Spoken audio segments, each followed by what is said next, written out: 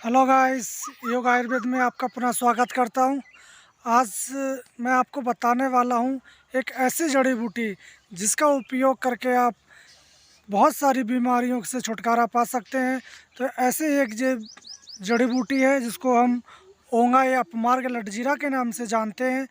तो आप देख लो, मैं जंगल आया था तो जंगल में इधर बहुत सारी, पीछे मेरे जंगल है।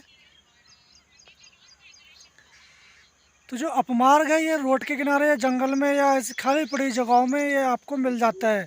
वैसे तो अपमार्ग आपके साल के 12 मास देखने को मिलता है, मगर बारिश के बाद ये थोड़ा हरा भरा और ज़्यादा तादाद में देखने को मिलता है। तो मैं आपको दिखाता हूँ अपमार्ग, उसके फ़ायदे, उसकी पहचान, आप उसको किस प्रकार प्रयोग में ला सकते हैं। ये सारी बातें आज आपको बताने वाला हूँ। आप देख लें अपमार्ग, ये रोड के किनारे आपको देखने को मिल जाता है, जैसे कि इस टाइप का ये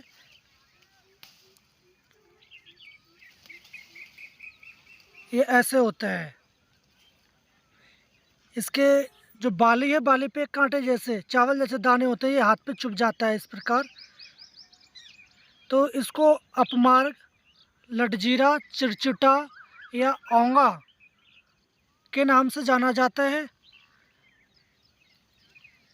और ये साल के 12 मास देखने को मिल जाता है, मगर इस औषधि का तांत्रिक या तंत्र या चमत्कारी रूप से भी इसका उपयोग किया जाता है, और आयुर्वेदिक गुणों में भी इसका सर्वश्रेष्ठ औषधि में इसका प्रयोग किया जाता है। ये आपको रोड के किनारे बहुत देखने को मिल जाती है। ये देखिएगा, इधर भी खड़ी है।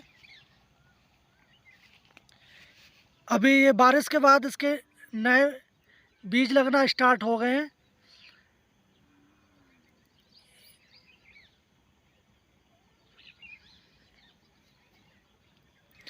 तो मैं कुछ इसके आपको अनुभूत फ़ायदे बताने वाला हूँ कि हम इसका प्रयोग किस प्रकार कर सकते हैं। तो इस अपमार्ग या चिरचिटा का प्रयोग हम इसका ये बीज, तना, इसकी पत्तियाँ और इसकी जड़, इसका पंचांग का हम कर सकते हैं।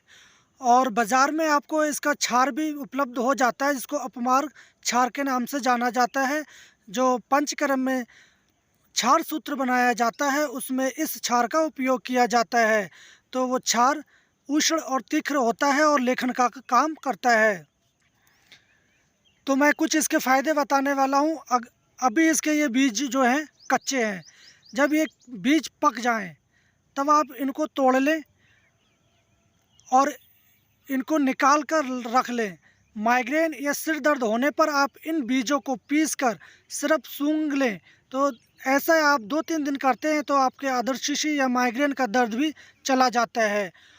और दांतों में दर्द होने पर आप इन चावलों को, जो बीज हैं, इनका काढ़ा बनाकर अगर उनसे गरारे या कुल्ला करते हैं तो आपके दांतों का दर्द भी चला जाता है। और अगर आपके मुंह में पहरिया है तो आप इसकी जड़ अंदर निकलती है तो आप उखेड़ लेंगे। आप उसकी जड़ को अगर शाम को मुंह में रख के सो जाते हैं तो सुबह को आपका मुंह मीठा मीठा हो जाता है और पहरिया भी धीरे धीरे चली जाती है और मुंह से बदबू भी नहीं आती।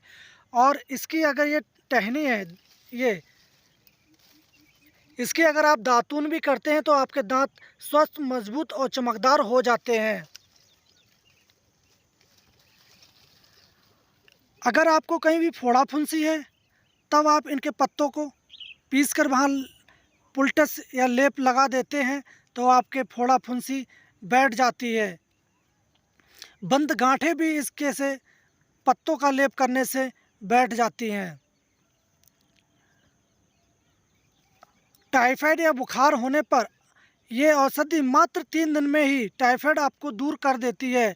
आप इसकी जड़ को कूट पीस लें और उसका रस निकाल लें, करीब 30 ml रस।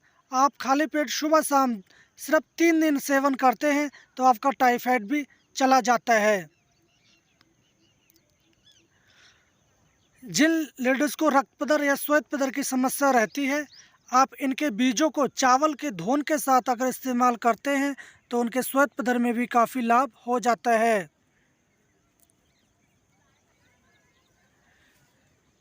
किडनी स्टोन होने पर आप इस अपमार की एक जड़ को आप 21 दिन लगातार इस्तेमाल करते हैं खाली पेट, तो आपकी किडनी की स्टोन भी गल कर बाहर निकल जाती है। तो इसके बहुत सारे चमत्कारीय फ़ायदे हैं।